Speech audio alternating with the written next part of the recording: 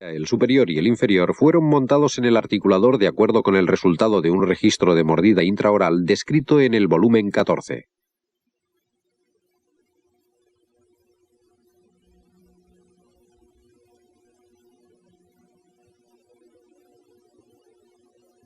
Con ello, para el montaje de prótesis totales, disponemos de una base referida al cráneo que responde ampliamente a las circunstancias anatómicas existentes en la boca.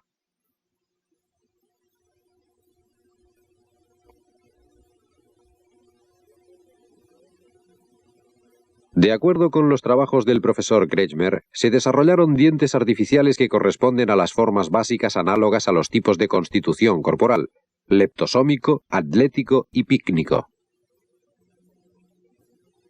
Para el montaje de la forma dentaria correspondiente puede recurrirse a la ayuda de características de referencia corporal. Desde mediados de los años 60, el llamado sistema armónico de tipos ha demostrado su eficacia para el hallazgo de una forma dentaria de acción armónica y del montaje correspondiente. En cualquier caso, es importante saber que los dientes uniformes colocados uno al lado del otro no producen un aspecto armónico del paciente.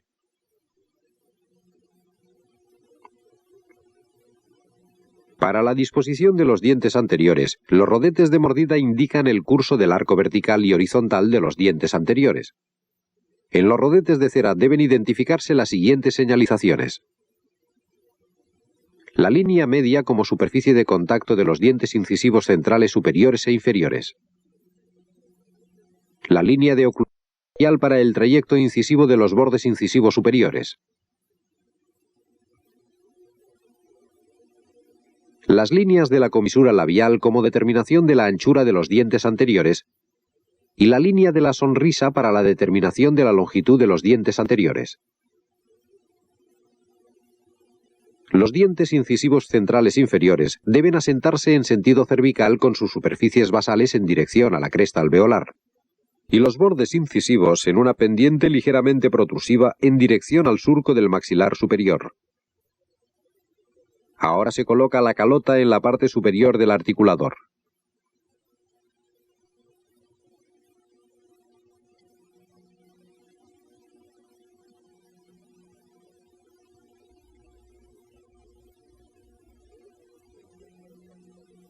Debe tenerse en cuenta la ranura de señalización en el cuerpo de la calota. Así, la calota marca el curso de las curvas de compensación sagitales y transversales. Los incisivos centrales se emplazan de modo que se sitúan en sentido basal en la cresta alveolar. Con ello, los bordes incisivos, mediante la correspondiente inclinación de los dientes, deben señalar el surco maxilar superior. Los bordes incisivos tocan la calota que está por debajo del plano de oclusión. Por término medio, la distancia entre el borde incisivo y el punto sinfisario es de 16 a 18 milímetros. Los incisivos laterales inferiores se asientan en sentido cervical con sus superficies basales en dirección a la cresta alveolar, pero en comparación con los incisivos centrales, estos se disponen más bien perpendicularmente.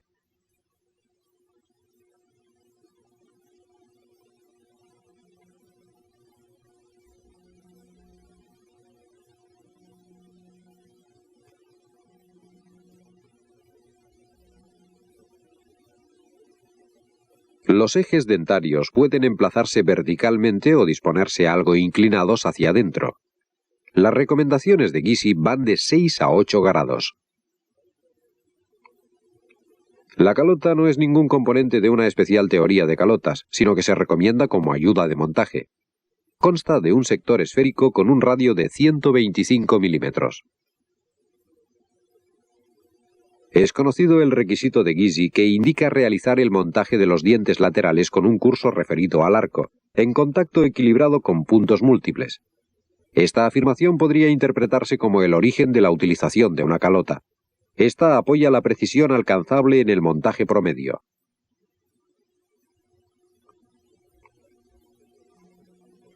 Los caninos inferiores se emplazan con los cuellos dentarios algo más alejados en sentido vestibular que los dientes incisivos laterales.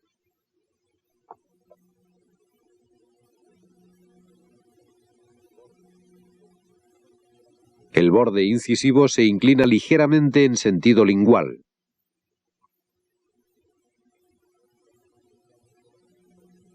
Los ejes dentarios de los caninos están más o menos inclinados hacia adentro. El canino inferior, en su cara mesial, contiene el llamado frente estético, que protege la impresión frontal. La cara distal forma la faceta o frente funcional, que establece la transición de los dientes anteriores a los posteriores.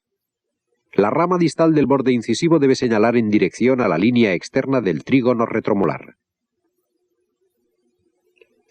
La disposición estática y funcional de los dientes laterales constituye la condición previa para un correcto equilibrio de articulación. Así se entiende un soporte uniforme y simultáneo de determinadas y coordinadas porciones dentarias en el lado laterotrusivo, el lado de trabajo, el lado mediotrusivo, el lado de balanceo, y la posición protrusiva, aquel se origina en el movimiento protrusivo. Las relaciones dentarias céntricas aseguran primordialmente la estabilidad posicional de las bases protésicas.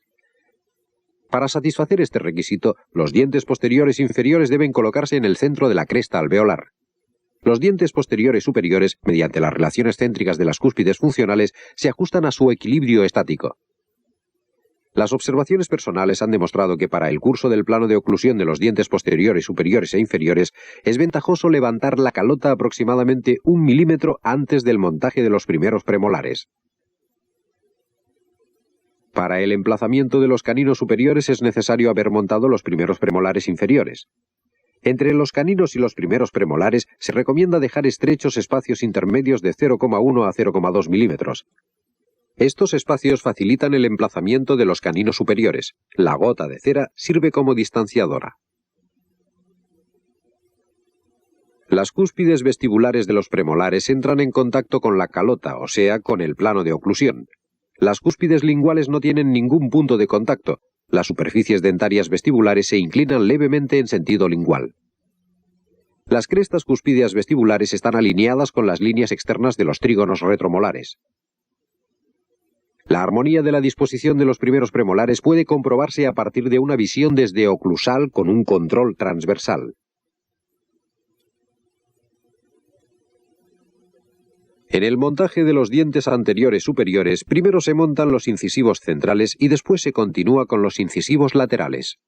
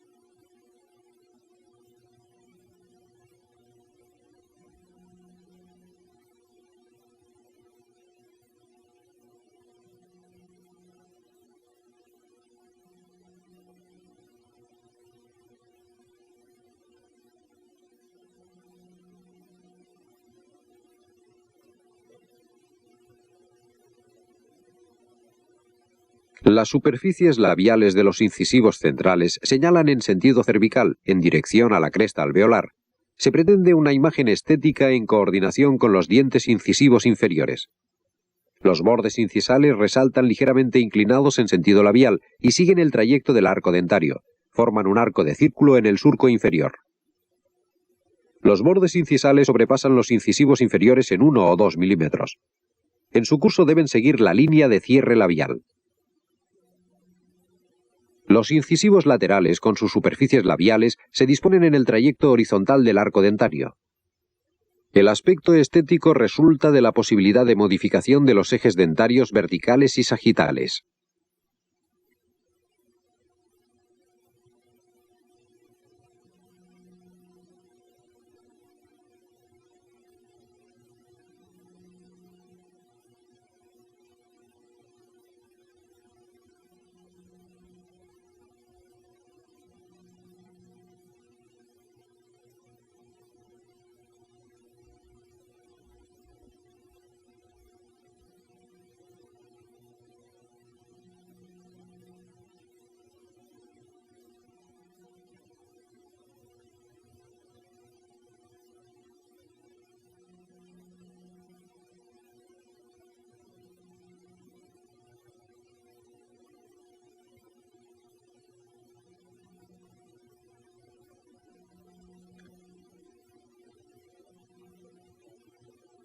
La distancia sagital es el resultado del movimiento protrusivo del articulador.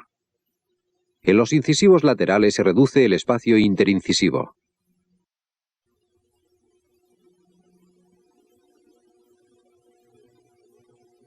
El aspecto estético de una prótesis total está determinado esencialmente por los incisivos superiores.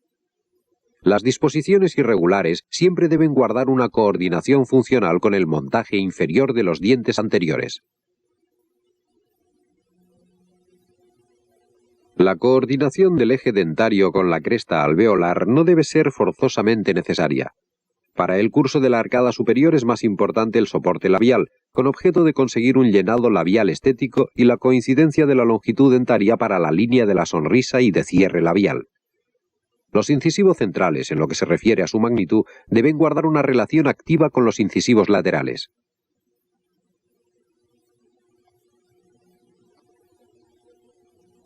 La recomendación de Gerber de continuar de manera consecuente la oclusión protrusiva y la sobremordida parece importante funcionalmente. Un escalón sagital de 1 milímetro como mínimo evita pares de vuelco y crea una mejor superficie de oclusión en la zona de los dientes posteriores. Los ejes dentarios de los caninos superiores se asientan perpendiculares y paralelos al plano medio. La vertiente mesial de los caninos superiores se asientan coincidiendo con las vertientes distales de los caninos inferiores, y las vertientes distales con las crestas cuspidias mesiovestibulares de los primeros premolares inferiores. En la disposición vertical, las crestas internas de los caninos superiores discurren por las superficies interproximales distales de los inferiores. Las crestas internas inferiores pasan a las superficies interproximales de los caninos superiores. La calota de montaje es desplazable. Ahora se ajusta al tope anterior y así poder orientar los segundos molares con ella. Las superficies basales de los segundos premolares inferiores se hallan en el centro de la cresta alveolar. Las crestas cúspidias vestibulares y linguales tocan la calota.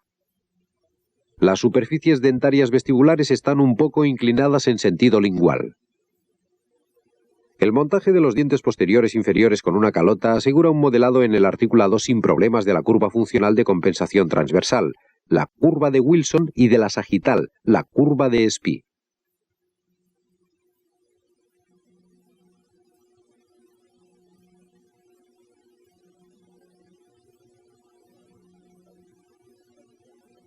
La disposición estática correcta en el centro de la cresta alveolar puede comprobarse si se coloca un hilo sobre los surcos longitudinales de los segundos premolares a los segundos molares.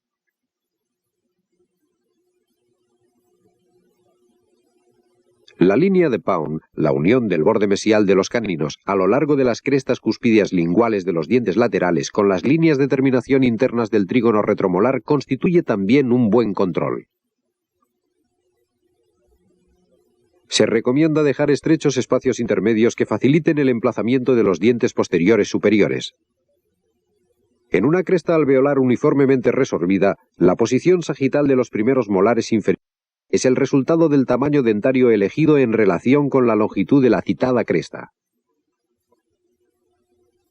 Si en la zona molar se encuentra una cresta alveolar con una retracción mandibular más profunda, Gerber recomienda especialmente adoptar esta posición como localización de los primeros molares naturales. Con ello, además de mejorar la estabilidad posicional, se obtiene una descarga de la cresta alveolar. Si fuerzas verticales por medio del centro masticador de los primeros molares incidieran sobre superficies oblicuas en el trayecto de la cresta alveolar, ello podría ocasionar resorciones intensificadas. Los primeros molares superiores en una posición eugnática tocan los molares inferiores.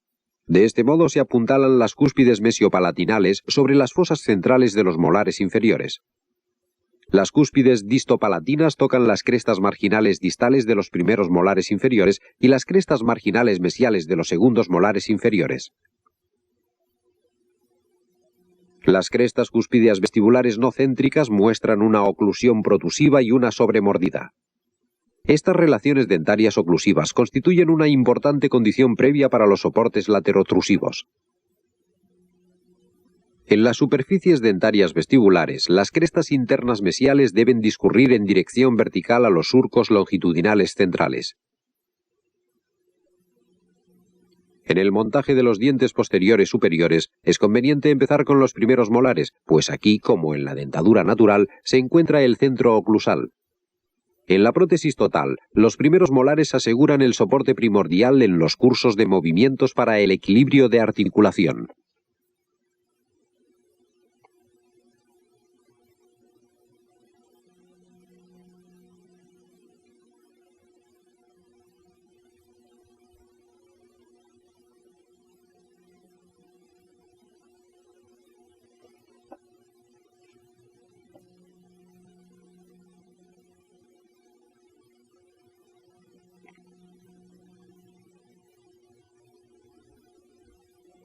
En dientes de prótesis, la cúspide distopalatinal a menudo solo puede conseguir un contacto en la cresta marginal distal inferior de los primeros molares.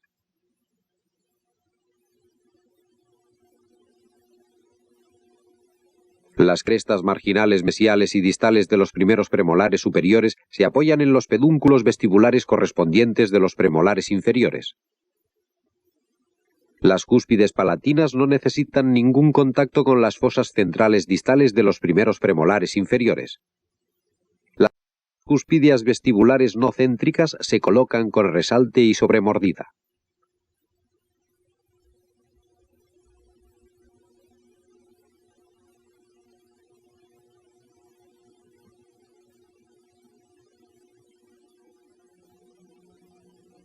Los segundos premolares, con sus cúspides céntricas palatinas, contactan con las fosas distales de los segundos premolares inferiores. En la zona de las crestas marginales existen contactos con las crestas cúspideas céntricas vestibulares de los segundos premolares y las porciones mesiovestibulares de los primeros molares inferiores. Las crestas cúspideas vestibulares no céntricas se colocan con resalte y sobremordida.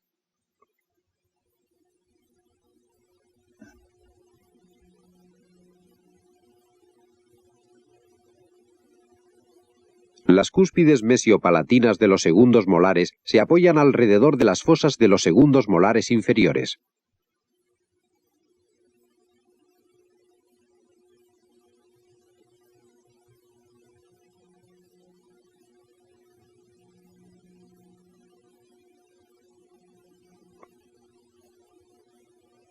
Las cúspides distopalatinas no necesitan ningún contacto con los segundos molares.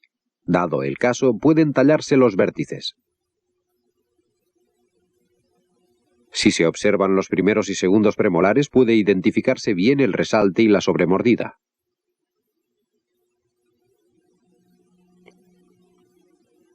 En movimientos de control funcionales adecuados, el ángulo de Bennett en el articulador debe graduarse a 15 grados. En el montaje de los dientes posteriores superiores, cada diente debe ser examinado por medio de un papel de articular, en lo que se refiere a su relación céntrica o oclusiva, pues en el montaje en cera pueden producirse modificaciones posicionales de las relaciones dentarias que deben corregirse. Pero así, el control de los ciclos de movimientos solo es posible de forma limitada. En cualquier caso, el experto puede detectar los fallos considerables. Mediante una corrección del montaje o el tallado después del acabado en acrílico, puede corregirse la capacidad funcional.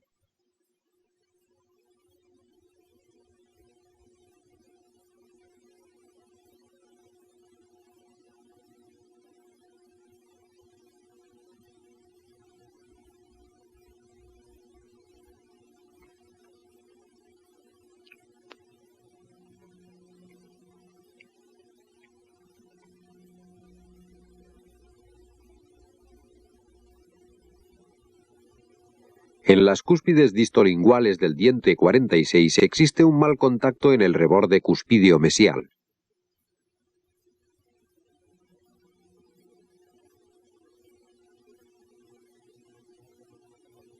Con el papel de comprobación son visibles todas las zonas defectuosas, como aquí, en el reborde distal de la cúspide mesiovestibular del diente 26.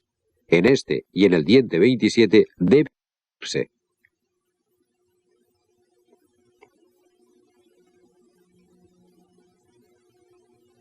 Naturalmente pueden existir cuadrantes en los que el montaje coincida de inmediato.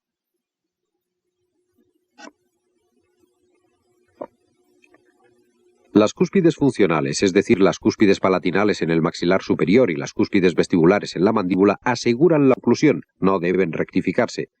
Los contactos prematuros originan levantamientos de las prótesis. A la izquierda el contacto es precoz, a la derecha está abierto. La fosa antagonista izquierda debe profundizarse. El objeto del ajuste de la oclusión es un engranaje óptimo de cúspides y fosas con una altura correcta de la mordida.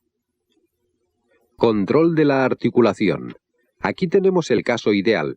Existe contacto uniforme en el lado de trabajo, aquí a la izquierda, y en el lado de balanceo, a la derecha. Un obstáculo en la articulación en el lado de trabajo. No hay soporte en el lado de balanceo. Siempre se acorta la cúspide no funcional. En este caso aparece la cúspide vestibular superior.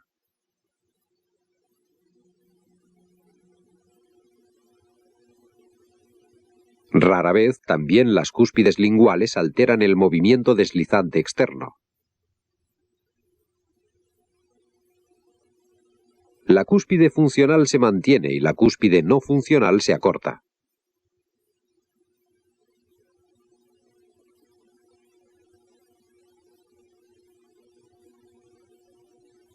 Los contactos prematuros en el lado de balanceo siempre se producen entre cúspides funcionales. Para eliminar el contacto precoz, tallamos el reborde cuspídeo central de la cúspide vestibular inferior y respetamos en lo posible el vértice cuspídeo. Las alteraciones de la articulación en el lado de balanceo requieren, con pocas excepciones, una corrección en las cúspides funcionales.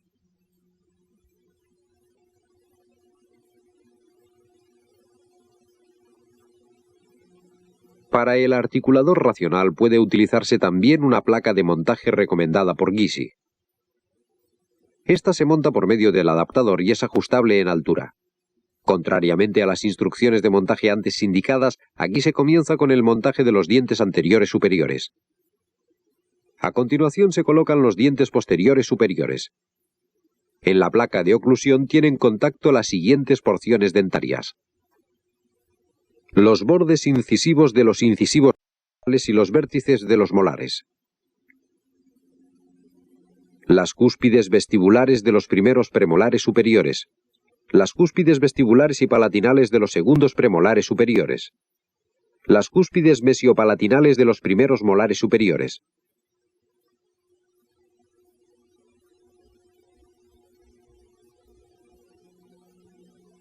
En los segundos molares superiores, las cúspides mesiopalatinales son las más próximas a la placa. Después del montaje de los dientes laterales superiores, los dientes laterales inferiores se disponen con antagonismo estático y función correcta.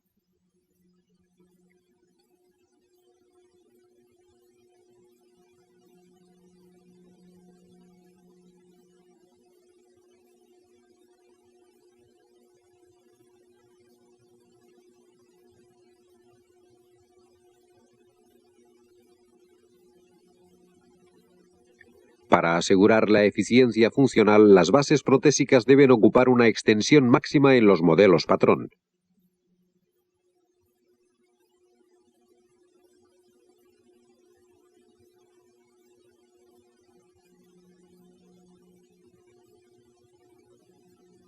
Naturalmente, las bandas permanecen vacías.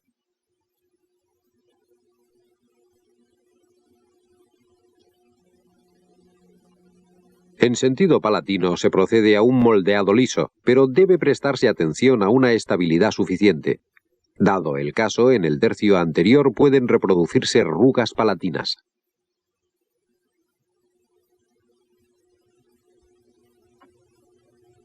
En caso de estabilidad suficiente, se lleva a cabo un moldeado ligeramente cóncavo de la superficie lingual. Ahora tenemos un esbozo de las placas labiales anteriores hasta la zona de los primeros y o segundos premolares en el maxilar superior y en la mandíbula. Para la autolimpieza de los dientes se recomienda una conformación convexa similar a las papilas de los espacios dentarios intermedios. Continúa la supervisión final. En el movimiento de protrusión, los dientes incisivos superiores e inferiores contactan con los bordes incisivos.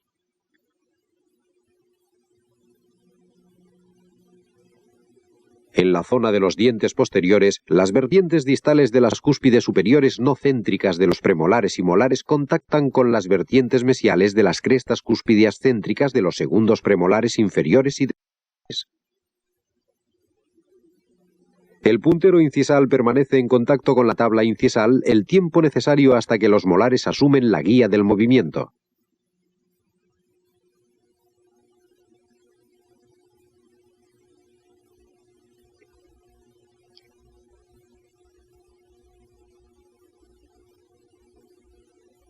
Con una lámina de plástico al vacío puede supervisarse el curso simétrico del arco dentario.